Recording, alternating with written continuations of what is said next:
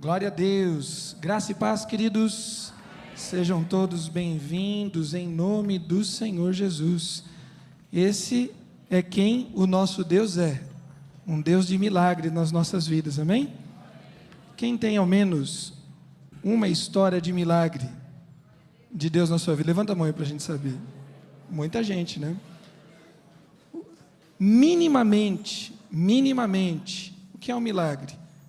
É um ato extraordinário, um ato que excede a nossa competência, as nossas forças, às vezes a nossa racionalidade, com um propósito espiritual. Isso é milagre. Aquilo que Deus faz com algum objetivo, que glorifique, exalte e dignifique o próprio nome dEle. Como aqui cantamos e também foi ministrado, não tem a ver conosco o milagre, tem a ver com o próprio Deus, e nós glorificamos a Ele. Queridos, foi dado os avisos aí no nosso 15 News, só quero fazer um pequeno ajuste. O culto dos homens vai ser aqui na igreja, quem vai vir é o pessoal de Brás Cubas para cá. Então nós vamos receber um ministério de homens lá de Brás Cubas, vai vir uma galera, vai vir um grupo de louvor deles também, e nós vamos ter um momento aqui de partilha da palavra e de comunhão. Cadê os homens presentes? Faz uma boa galera aí, hein? Então você está desafiado a estar sexta-feira, né? Eu não sei, vou dividir aqui uma crise com os irmãos. Pedir para as meninas, para as mulheres tamparem o ouvido, por favor, mulheres, tampem os ouvidos aí um instante, para eu poder dividir aqui. Tive num encontro de homens ontem, a gente passou o dia inteiro ali, sendo ministrado da palavra de Deus, lá em Alphaville, das 9 da manhã às 5 da tarde, e fomos ali ministrar desafiados de algumas formas.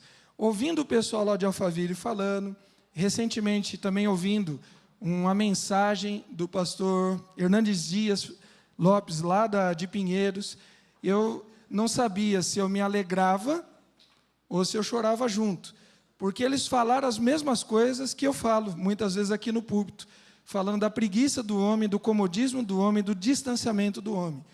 E ao mesmo tempo que aquilo, meninas, fechem os ouvidos, ao mesmo tempo que aquilo serviu de alento, igrejas maiores, com outros tipos de estruturas, pastores renomados, famosos, tendo o mesmo desafio, então foi um certo alento. E ao mesmo tempo uma grande tristeza, me ajudem. Isso aí que os irmãos falaram, tremenda.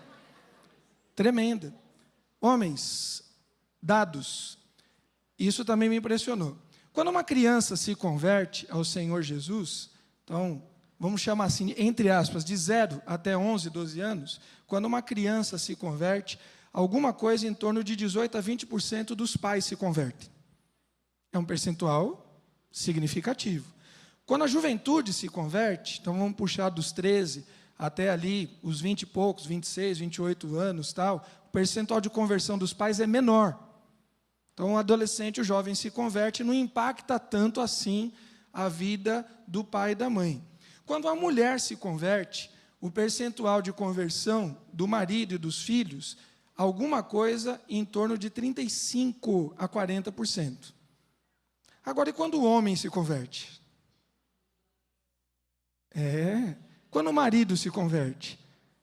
Quando aquele infeliz preguiçoso sai do sofá e aceita Cristo Jesus como Salvador, larga a mentira, larga a preguiça, a promiscuidade, larga a cachaça, larga toda sorte de vício, mais de 60% da casa se converte.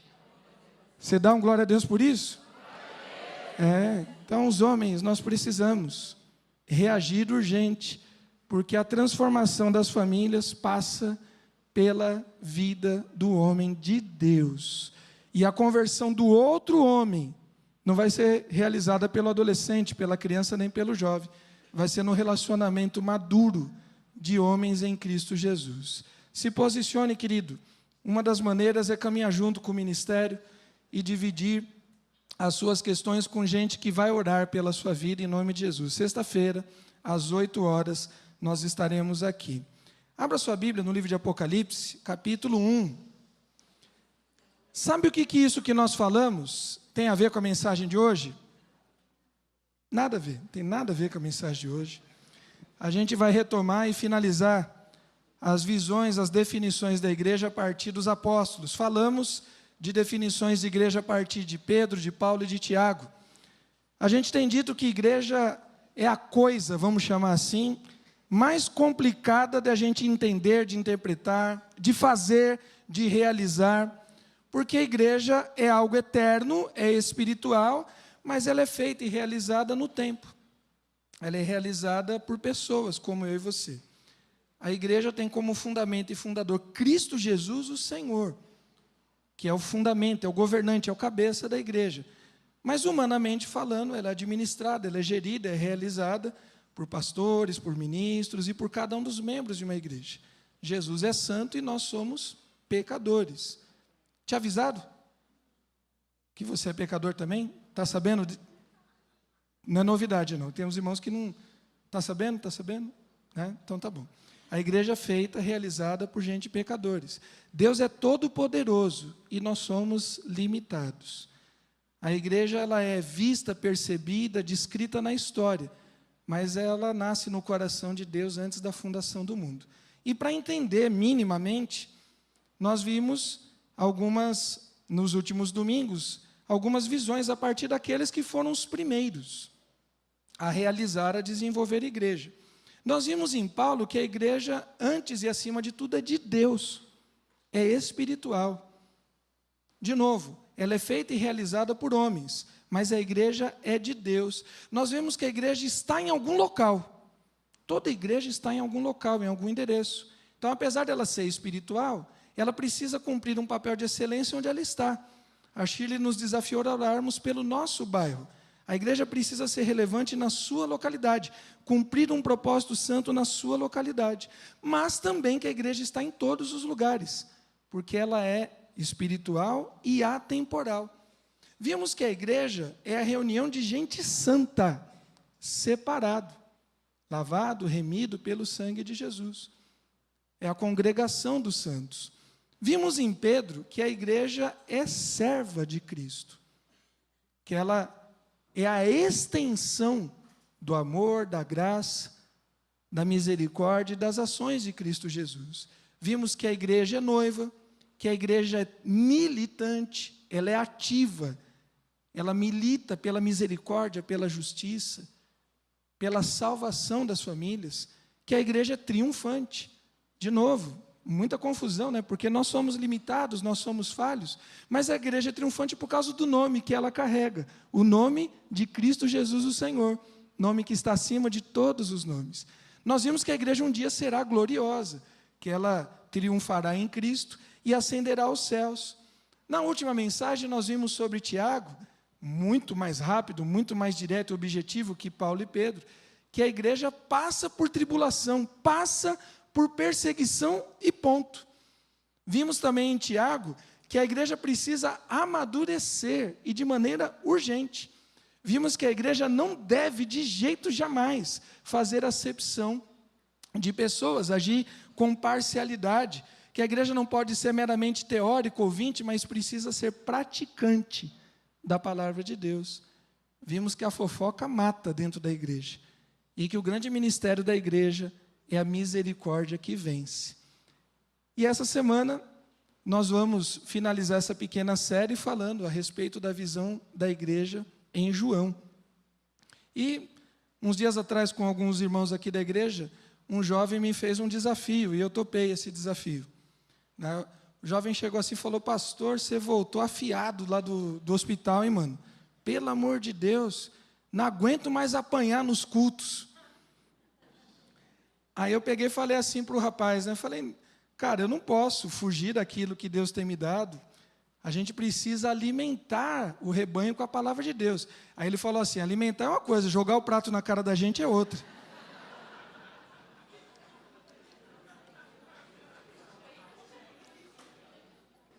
Eu me senti desafiado, viu, Felipe?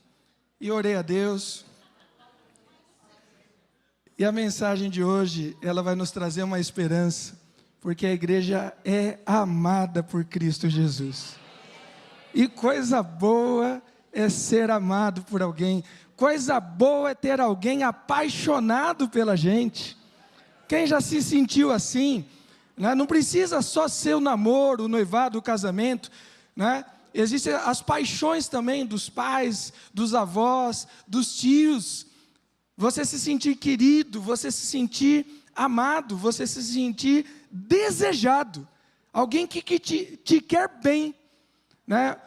Como que é a sensação, pastor Enedir e Ilse, aí dos netinhos, quando estão assim, vindo da escola, aquelas datas especiais, trazendo uma lembrancinha. Como que é essa sensação de avô? É muito gostoso, não é? Sentir o abraço, vovô, estou com saudade, isso, faz aquele bolo, faz aquela comida, conta aquela história. Tem um pouco disso, Onda? Tem. A casa do vô é uma casa diferente. As crianças são apaixonadas, enamoradas pelos seus avós. A gente sabe que existem relações ruins também em famílias, mas eu estou dizendo daquilo que deveria ser. Querido, você já se sentiu amado por Cristo Jesus? É uma coisa fantástica. Você sentir que alguém se interessa por você, alguém que ouve as tuas orações mais secretas, alguém que dá ouvido àquilo que você não consegue falar a mais ninguém, aquele que interpreta as suas lágrimas, alguém que te ama, alguém que não apenas daria, mas deu a vida dele por você. Coisa boa é ser amado por Cristo Jesus. Estou indo bem, Felipe? Glória a Deus, glória a Deus. Vamos falar um pouquinho de João. João é um dos 12 primeiros apóstolos de Jesus, e daquele time do ciclo mais íntimo, João era um dos 3. Havia Pedro, havia Tiago e havia João. João tem uma característica diferente e muito particular em relação aos outros, porque somente João teve a experiência de ver Jesus, humanamente falando, no seu corpo normal, no seu corpo glorificado, e vi Jesus assentado no trono. Porque Pedro também viu Jesus no seu corpo normal e no seu corpo glorificado, mas Pedro não teve visão da eternidade. Paulo teve visão da eternidade e não contou, mas não viu Jesus ressurreto. João tem essa particularidade. João tem uma vantagem em relação aos outros apóstolos, porque ele fica para contar a história. Infelizmente ou felizmente, dentro do projeto de Deus, Tiago é o primeiro dos apóstolos a ter o registro da sua morte. Morre muito cedo. Pedro e Paulo morrem literalmente na mesma semana. Alguns entendem que inclusive foi no mesmo dia. Nero tem pouca coisa para acertar com Deus se não se converteu, né? O cara conseguiu matar alguns milhares de cristãos, crucificar Pedro e decapitar Paulo. Se não acertou as contas em vida com Jesus, o fogo que ele tacou em Roma está com ele até agora lá no inferno. Mas João fechou a conta. E João escreve depois de todo mundo. João faz o evangelho de João diz coisas que os outros 3 não falam. Mateus e Lucas, por exemplo, se preocupam com a genealogia humana de Jesus, para levar Jesus até Abraão, passando por Davi, para levar Jesus até Adão e Eva, demonstrando a sua humanidade. João, que chega depois, ele olha e falou, pô, legal, tudo isso que Mateus e Lucas escreveu, mas está faltando alguma coisa. Jesus não para em Adão e Eva, ele vem antes e está acima de todas as coisas. Porque no princípio era o verbo estava com Deus, o verbo era Deus, e todas as coisas foram feitas por ele, e sem ele, nada do que foi feito seria, e nele estava a vida, e a vida era a luz dos homens, e a luz prevalece sobre as trevas, e as trevas não vencem, não vencerão jamais. E João escreve coisas que ninguém mais escreveu, e João encerra com o texto da revelação, escrevendo as 7 cartas às 7 igrejas. João recebe um convite que outros não receberam. É verdade que, como João viveu mais tempo, isso acontece com os nossos idosos. Quem vive mais, sofre mais. Quem vive mais, vai ver muitos dos seus amigos, dos seus familiares partirem.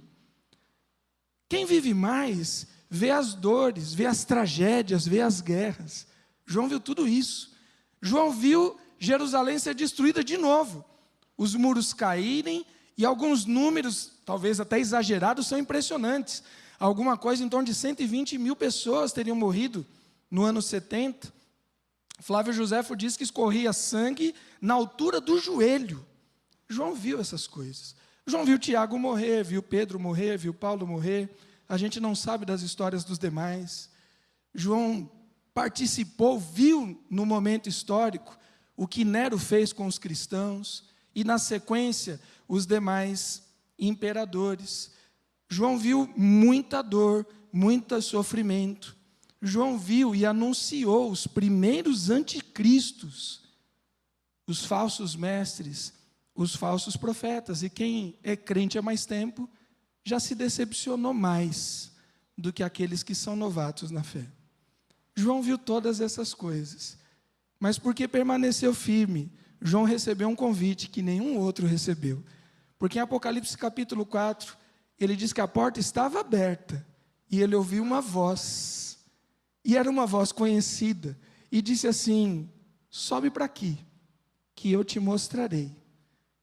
Jesus nos convida para andar com Ele, e Ele quer nos mostrar coisas grandiosas, fantásticas, coisas novas em Cristo Jesus. Apocalipse capítulo 1, eu vou fazer uma leitura rápida, porque eu vou ler o capítulo inteiro. Eu estou com uma outra versão aqui, pode deixar nessa, mas eu vou ler na que eu estou aqui. Acompanha aí, querido. Revelação de Jesus Cristo, que Deus lhe deu para mostrar aos seus servos as coisas que em breve devem acontecer, e que ele, enviado por intermédio do seu anjo, notificou ao seu servo João, o qual atestou a palavra de Deus e o testemunho de Jesus Cristo, quanto a tudo o que viu. Bem-aventurados aqueles que leem, aqueles que ouvem as palavras da profecia. Você é bem-aventurado por ler essa palavra? Amém. Você é bem-aventurado por ouvir essa palavra? Amém. Agora tem uma outra bem-aventurança que exige algo mais. Aqueles que guardam as coisas nela escritas, pois o tempo está próximo. João, às 7 igrejas que se encontram na Ásia, graça e paz a vós outros, da parte daquele que é, que era e que há de vir, da parte dos 7 espíritos que se acham diante do seu trono, e da parte de Jesus Cristo, a fiel testemunha, o primogênito dos mortos e o soberano dos reis da terra, aquele que nos ama e pelo seu sangue dos nossos pecados, e nos constituiu reino, sacerdotes para o seu Deus e Pai. A Ele a glória, o domínio, pelo século dos séculos. Amém. Eis que vem como as nuvens, e todo olho verá, até quantos o traspassaram. E todas as tribos da terra se lamentarão sobre ele. Certamente, amém. Eu sou o Alfa e Ômega, diz o Senhor Deus, aquele que é, que era e que há de vir, o Todo-Poderoso. Eu, João, irmão vosso e companheiro na tribulação, no reino e na perseverança em Jesus, achei-me na ilha chamada Pátimos, por causa da palavra de Deus e do testemunho de Jesus.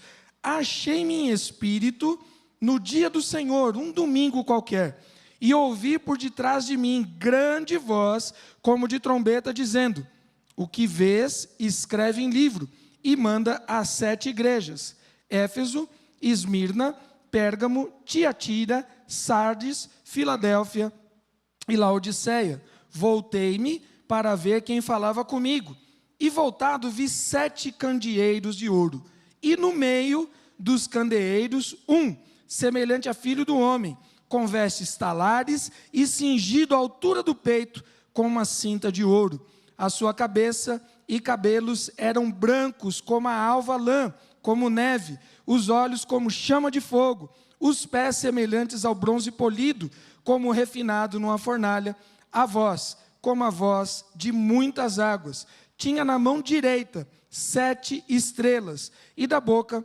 saía-lhe uma afiada espada de 2 gumes. O seu rosto brilhava como o sol na sua força. Quando vi, caí aos seus pés como morto. Porém ele pôs sobre mim a mão direita, dizendo: não temas, eu sou o primeiro e o último.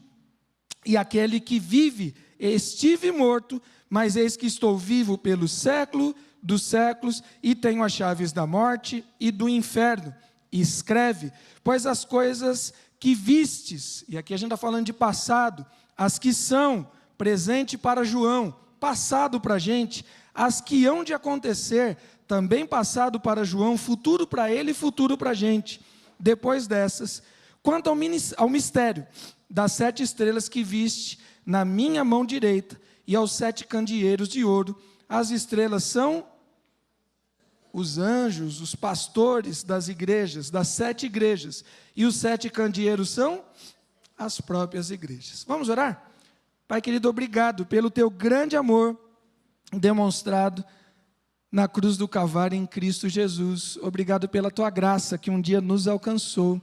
Não éramos merecedores ontem, não somos hoje, e sabemos com toda certeza que não seremos amanhã, mas a tua graça nos basta, a tua presença nos alegra, nos trata, nos cura, e por isso nós te louvamos.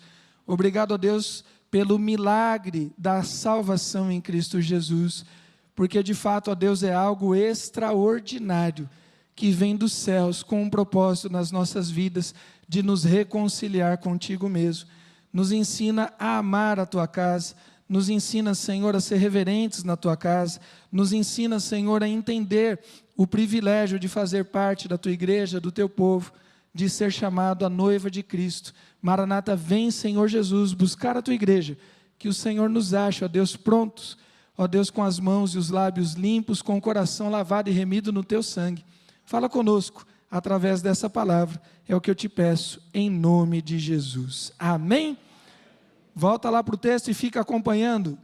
Versículo 1 diz que Jesus Cristo revelou algo a João.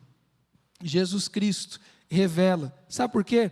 A intimidade verdadeira, ela é para a igreja de Cristo Jesus. Você crê nisso? Queridos, há um Jesus dos povos. Pode voltar lá no slide. Há um Jesus dos povos, das nações, um Jesus que é estudado na história. Há um Jesus, o Jesus dos povos é aquele que foi prometido para todas as nações. Há um Jesus do próprio povo judeu. Para alguns, o Messias prometido, para outros, um blasfemo, alguém que usurpou um lugar, um Jesus que deveria vir como Moisés, como um general triunfante, mas há, querido, um Jesus que tem a ver única e exclusivamente com a igreja.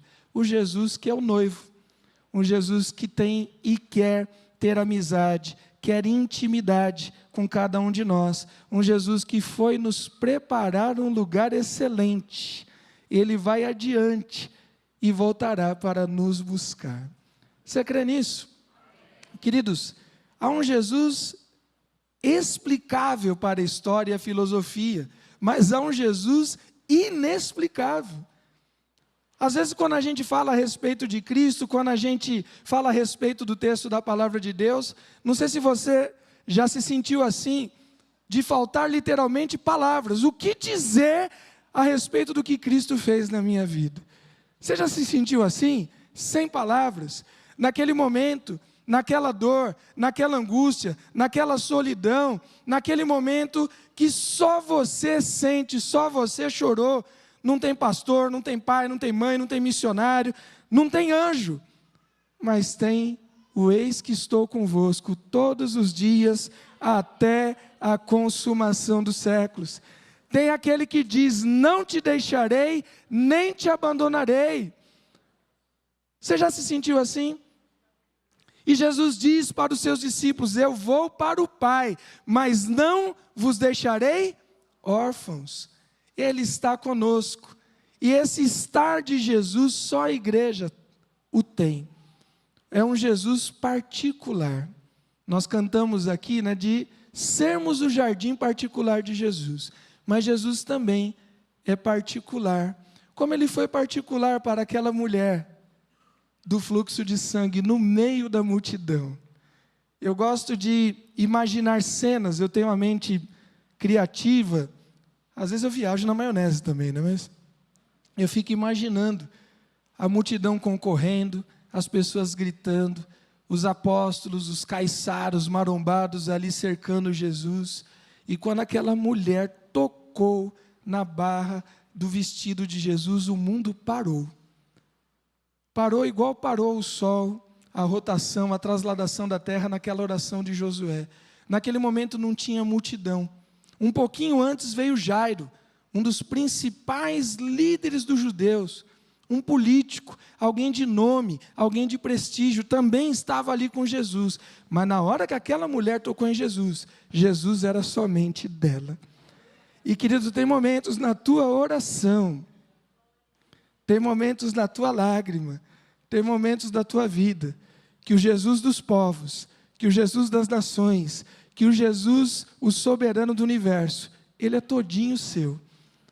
E ele não abre mão de ser particular na sua vida. Paulo vai dizer a esse respeito,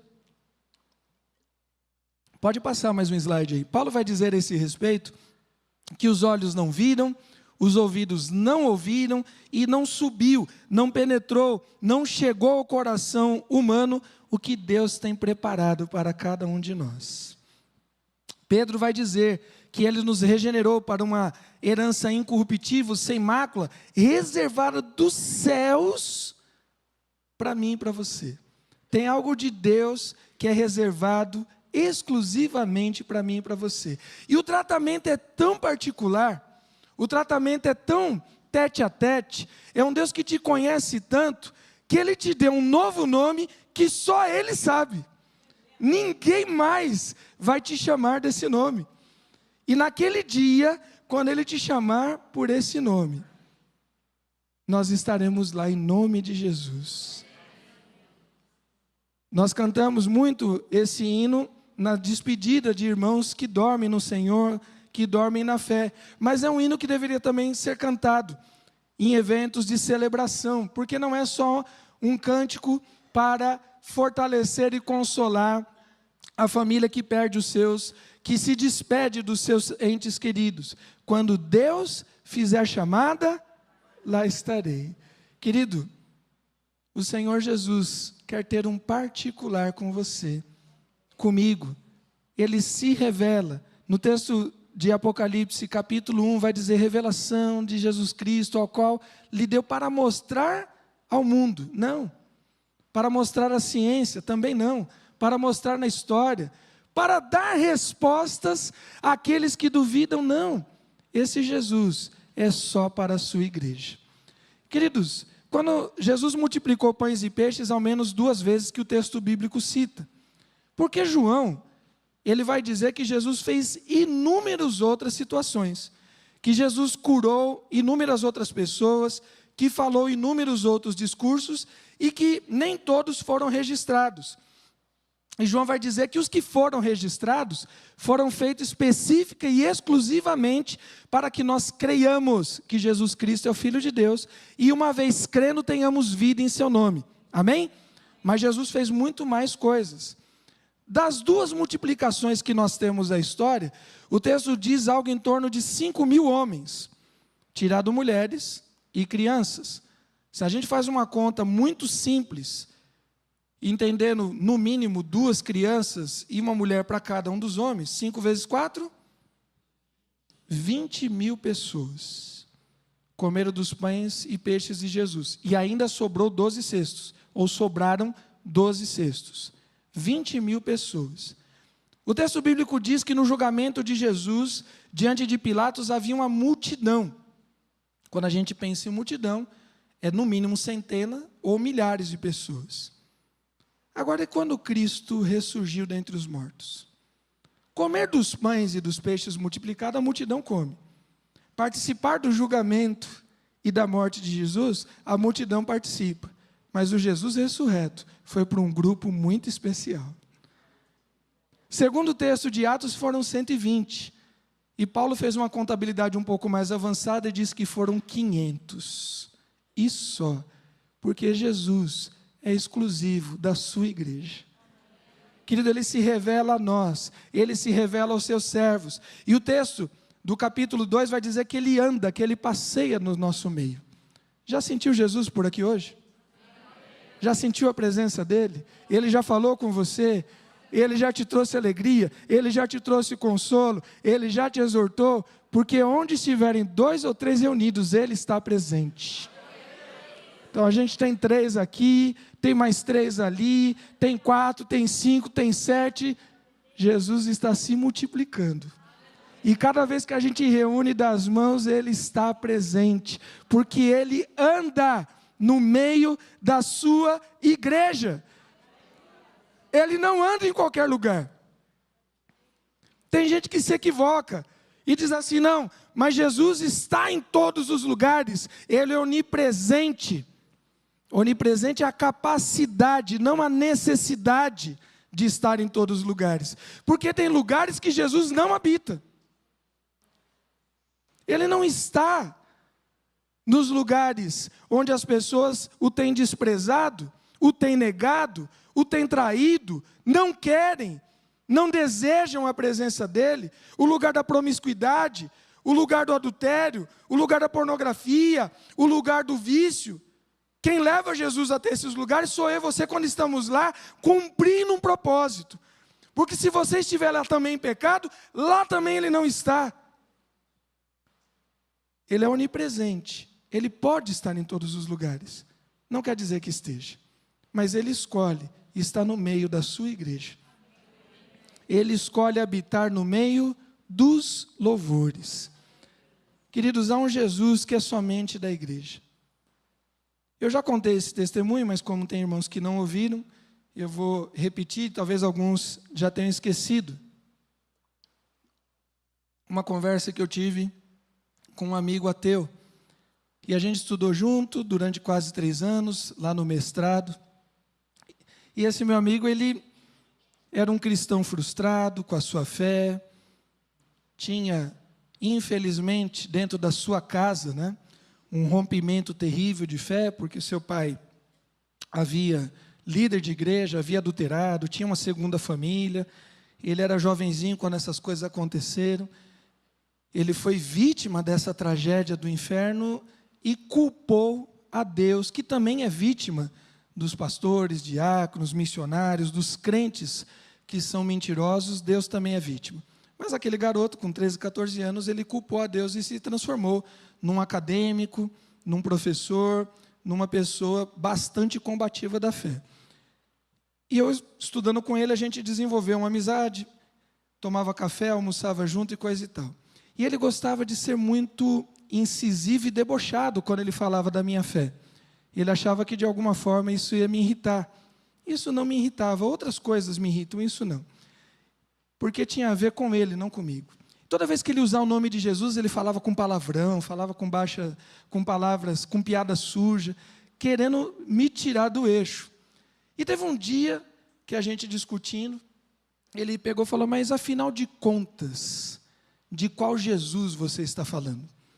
E aí ele deu, a gente estava numa roda com outras pessoas, não estava só eu nesse dia, e ele deu uma pequena aula de história. Ele disse, você está falando de quem? Do Jesus dos testemunhas de Jeová? Esse nem Deus é, ele é menor do que Deus. Você está falando do Jesus dos islâmicos, que é um profeta menor e anterior a Maomé? Você está falando do Jesus dos judeus, que para uns é um falso profeta, usurpador, para outros é Messias? Você está falando do Jesus dos espiritualistas, que é um espírito evoluído? Você está falando do Jesus... E fez uma relação histórica bastante. Eu comecei a rir, né? Aí eu perguntei para ele, aí mano, terminou? Aí ele olhou, por quê? Eu falei, que você falou de todos, menos de um. Ele, de qual? Eu falei, do meu. Esse você ainda não conhece. Porque existe um Jesus, querido, que é todo nosso. Existe um Jesus que anda no meio do seu povo. Existe um Jesus que se revela na sua palavra. Tem um Jesus que se revela no choro, na oração, no clamor. Existe um Jesus que está andando no meio do seu povo, que está se alegrando e se multiplicando no meio dos louvores, que está passeando e recolhendo as tuas lágrimas. Tem um Jesus que está passeando e recolhendo a tua oração. Tem um Jesus que vai chegar um dia que vai te recompensar, te galardoar pelos teus dons e ministérios desenvolvidos. Tem um Jesus que veio morreu, ressuscitou e voltará, em nome de Jesus. Queridos, Ele está no nosso meio. Não perca a oportunidade de encontrar hoje Jesus na sua vida. Passa mais uma. Uma outra coisa interessante é que o entendimento pleno também é privilégio da igreja. A gente falou da intimidade, do relacionamento, mas existe um entendimento. E o texto vai dizer: escreve, pois, as coisas que você viu. Tem coisa que só o crente vê. Não adianta você querer explicar, bater boca. Tem as coisas que são, as que hão de acontecer depois dessa. E Jesus já está nos avisando para que não sejamos pegos de surpresa. Existem dois tipos de surpresa, né? Hoje é aniversário do Felipe. Deus abençoe, viu, Felipe? Parabéns. Glória a Deus pela sua vida. Você sabia que ia ter bolo hoje de manhã? Não. Foi uma surpresa, mas você sabia que era seu aniversário. O bolo era surpresa, mas ele sabia que o dia cabia bolo, cabia essa surpresa. Que ia ter, ele não sabia. Nós sabemos da volta de Jesus. O crente não é pego de surpresa. Jesus voltará. Se o bolo chegar hoje, eu não sei. Mas que ele vai voltar, ele volta em nome de Jesus. O crente não é pego de surpresa. A gente sabe das coisas. A gente sabe o que vai acontecer. A gente sabe dos anticristos. A gente sabe dos falsos profetas. A gente sabe do joio que cresce no meio da igreja. Você segue, você cai, você se espanta porque você quer. Não é por falta de conhecimento. Porque você sabe, está escrito na palavra. Ah, mas você ficou sabendo, aquele pastor que fez isso, aquilo, aquele irmão, aquele líder, aquele... Você tá surpreso por quê? Você foi avisado. Você foi avisado. Até das aflições, no mundo tereis, você sempre foi avisado. Você é pego de surpresa nas situações se você quer. Porque a igreja de Cristo, a noiva do Senhor, é dado o entendimento, a compreensão das coisas mais profundas do reino de Deus. Agora não tenha dúvida, irmãos, que alguns vão ter mais informações do que outros. Porque alguns buscam mais do que outros. Mas o Senhor Jesus quer que a sua igreja saiba que vai ter uma festa. E ele já dá alguns pitacos, ele já dá algumas dicas, algumas coisas que vão acontecer. Quem dos irmãos assim tem esse costume? Eu curto demais pão. Quem gosta de pão? Eu curto muito pão. Eu saio de férias, eu visito padarias. Eu visito padarias em outras cidades. Você também é assim? Cara, eu curto muito pão. Aí eu vou conhecer outros tipos de pães, né? Tem pães locais que são diferentes. Mesmo sendo francês, tem outro nome lá nos locais. Eu curto muito pão. E eu acho que isso é meio alguma coisa de Deus na minha vida. Porque uma informação a gente já tem. Nós vamos participar da ceia. E Jesus diz assim: nunca mais eu comerei deste pão e desse vinho, até que ele se cumpra. Até que ele se cumpra. Bom, pão na eternidade vai ter. Nós estamos bem, né? Pão na eternidade vai ter.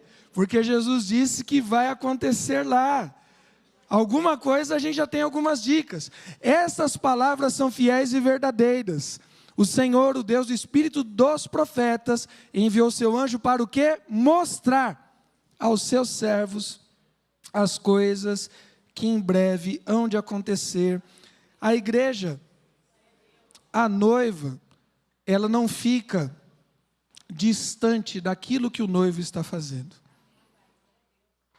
Ela participa da lista dos convidados, ela participa da escolha dos enfeites, ela participa da escolha das testemunhas, dos padrinhos, ela participa da composição da mesa, porque é da alegria, do agrado do noivo, que nós andemos em novidade de vida com ele.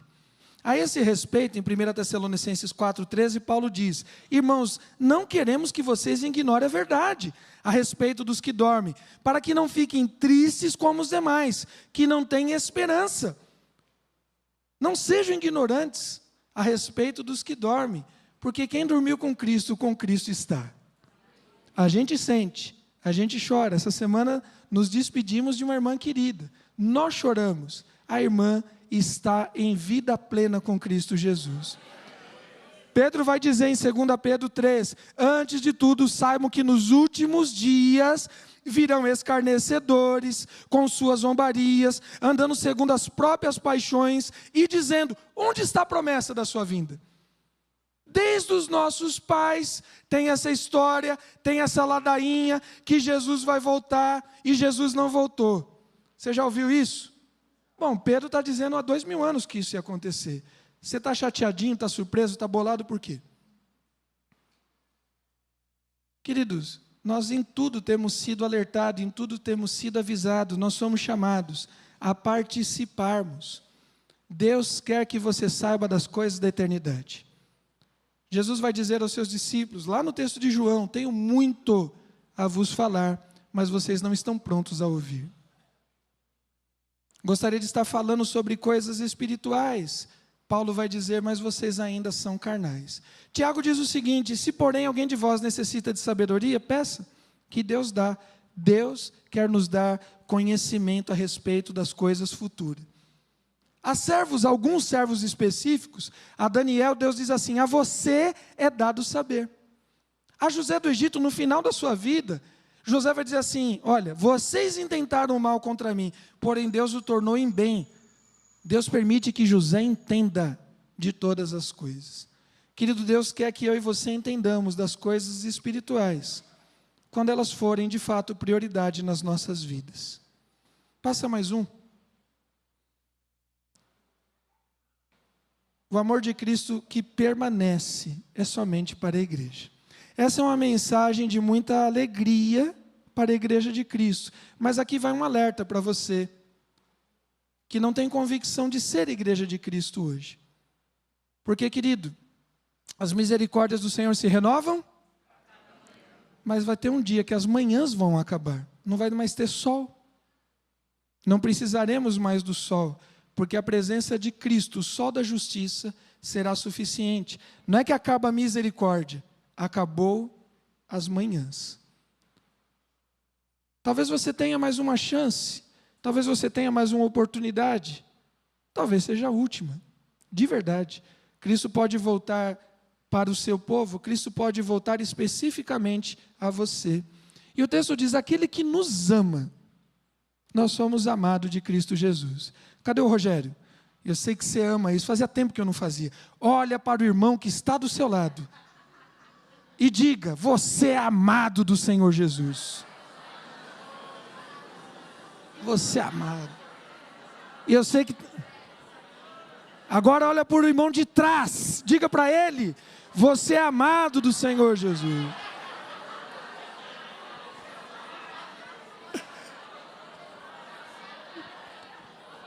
Cadê a turma da Coreia, os coreanos?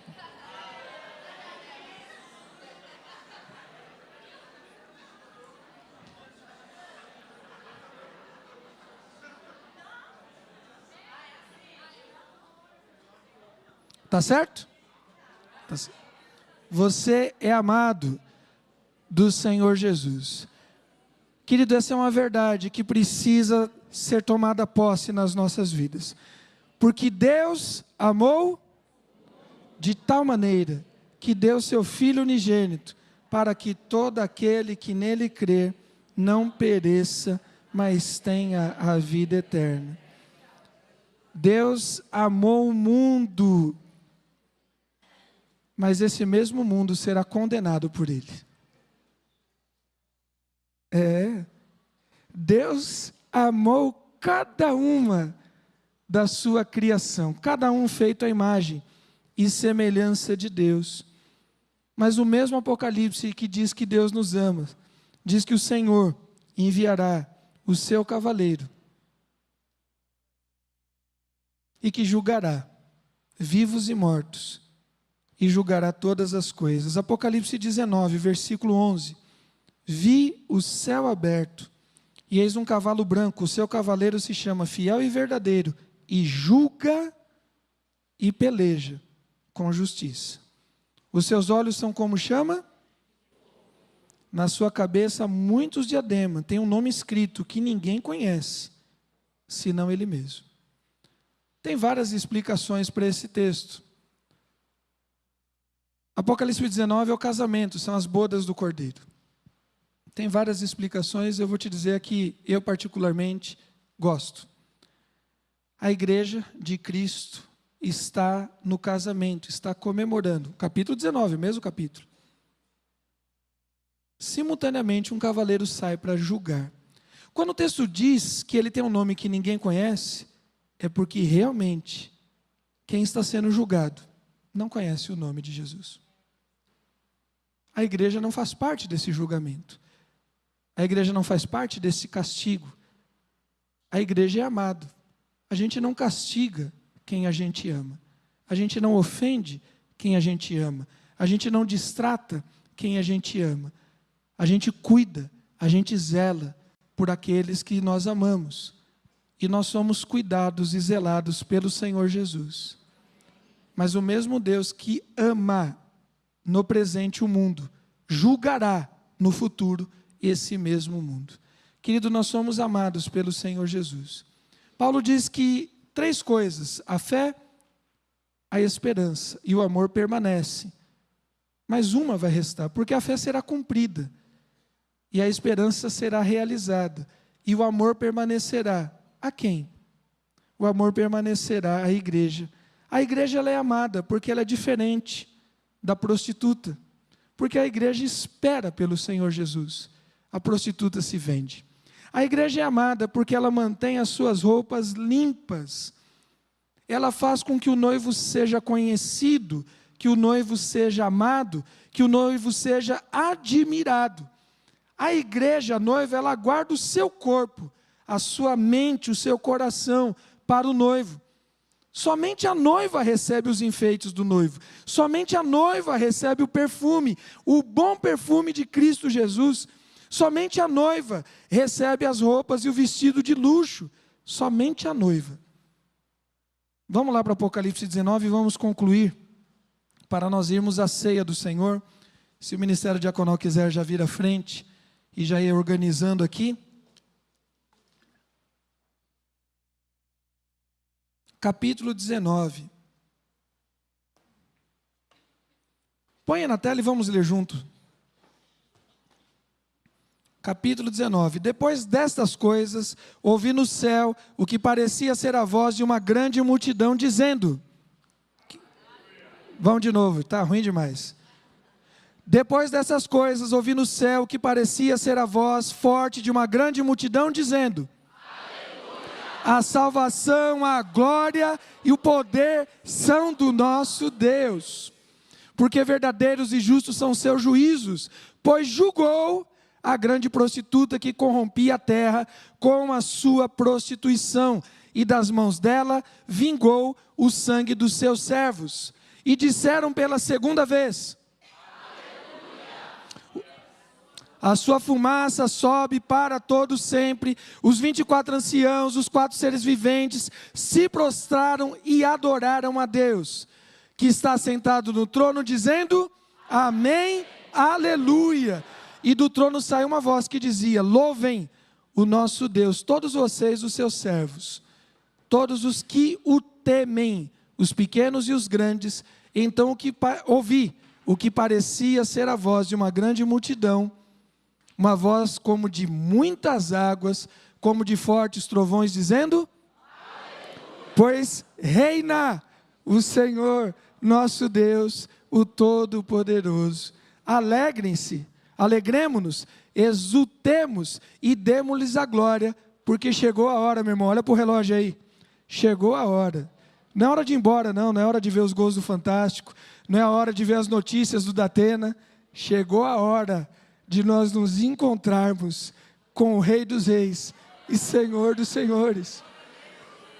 Chegou a hora das bodas do Cordeiro, e a noiva dele já se preparou.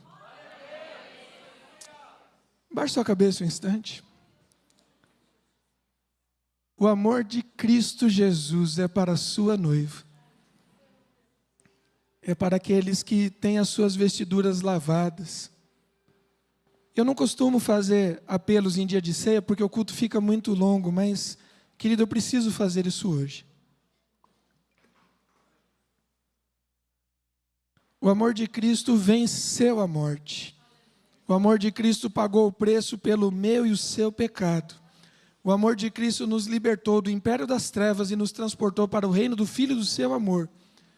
Mas o amor de Cristo, que excede todo o nosso entendimento, haverá um dia que não mais estará disponível. Isaías diz: buscai ao Senhor enquanto, há um tempo, enquanto se pode achar. O tempo é hoje, a hora é agora. Você precisa tomar uma decisão ao lado de Jesus, para que o amor dele permaneça na sua vida por toda a eternidade, para que o noivo, o advogado, o intercessor que hoje ora por você, intercede por você e te convida para o casamento, amanhã não te condene na qualidade de justo juiz. Você precisa tomar uma decisão ao lado de Jesus. Você precisa confessar diante dos homens que Jesus Cristo é o Senhor da tua vida. Você precisa confessar diante do mundo espiritual que a tua vida agora pertence a Jesus. E eu quero te convidar para fazer isso pública e rapidamente, porque a mensagem foi cantada, foi clamada, foi proclamada. Se você ainda não tomou uma decisão ao lado de Jesus, fique em pé no seu lugar, que alguém vai dar um abraço em você e vai te conduzir aqui à frente para que nós oremos junto. Se você veio a essa igreja e ainda não tomou um partido ao lado de Jesus, o dia é hoje, é a hora agora. E você não veio aqui a passeio, você não veio aqui para ouvir um pregador, um cantor ou cantores, você não veio aqui para outra coisa, você veio aqui para ser salvo. E o dia é hoje. E chegou a hora. Alguém orou por você. Se você convidou alguém, pode falar agora para a pessoa: eu orei por você. Eu te convidei aqui para isso, para que você fosse desafiado na palavra de Deus. Tem alguém que deseja tomar uma decisão ao lado de Jesus? E eu quero orar com você nessa noite. Tem alguém? Nós queremos orar com você e glorificar a Deus pela sua vida. Não deixa para outro dia. Se posiciona ao lado de Jesus hoje, porque haverá um novo nome. Isso é uma vantagem para quem tem nome esquisito igual eu. Há um novo nome, e quando ele fizer chamada, eu lá estarei. E você, querido, tem essa certeza de salvação na sua vida? Nós vamos orar a Deus. Pai querido, obrigado. Glorificado, exaltado e bendito seja o teu nome, porque a noiva de Cristo, a igreja, ela é amada do Senhor Jesus, porque o Senhor está conosco e não nos deixa, porque o Senhor nos dá entendimento profundo de todas as coisas. E sim, entendemos que o dia está próximo, entendemos que os sinais estão claros, evidentes. Estamos entendendo os rumores de guerra, estamos entendendo as pragas, estamos entendendo a apostasia de muitos que se diziam cristãos, estamos entendendo o levantar dos anticristos, falsos profetas e falsos pastores, estamos entendendo o que está acontecendo na política, na sociedade, nos casamentos, e estamos entendendo que o Senhor está à porta de voltar para nos buscar. Maranata, vem, Senhor Jesus. Que o Senhor encontre a sua igreja pronta. Assim nós cremos e assim nós oramos em nome de Jesus. Amém? Glória a Deus. Aplauda o Senhor.